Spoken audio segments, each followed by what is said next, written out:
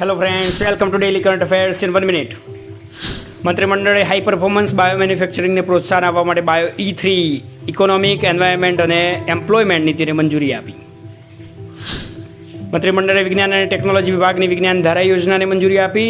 તેમાં 3 વ્યાપક ઘટકો છે: ક્ષમતા નિર્માણ, સંશોધન અને વિકાસ, નવીનતા ટેકનોલોજી ડેવલપમેન્ટ અને ડિપ્લોયમેન્ટ. કેબિનેટે યુનિફાઈડ પેન્શન સ્કીમ UPSને મંજૂરી આપી. એશ્યોર્ડ પેન્શન 25 વર્ષની ન્યૂનતમ લાયકાત સેવા માટે નિવૃત્તિ પહેલાં છેલ્લા 12 મહિનામાં લેવામાં આવેલ સરેરાશ મૂળભૂત પગારના 50% અને ઓછામાં ઓછા 10 વર્ષની સેવા જરૂરી. Ladakh academy of art, culture and languages દ્વારા આયોજિત યીગી લિપિના વાંચન અને લેખન અંગેનો 1 સપ્તાહનો પ્રમાણપત્ર અભ્યાસક્રમ કારગિલમાં સમાપ્ત થયો. આંધ્રપ્રદેશને સમૃદ્ધ હસ્તકળાનો વારસો ભારત માટે ગૌરવની વાત. તિરુપતિ જિલ્લાના શ્રીકાલહસ્તીના જાણીતી કારીગર વેલાયુ ધામ શ્રીનિવાસુલુનું વૈશ્વિક મંચ પર ભારતનું પ્રતિનિધિત્વ કરવા માટે પસંદગી કરવામાં આવી. આ ડેલી કરંટ અફેર્સ માટે સબસ્ક્રાઇબ કરવાનું ભૂલતા નહીં. જય હિન્દ.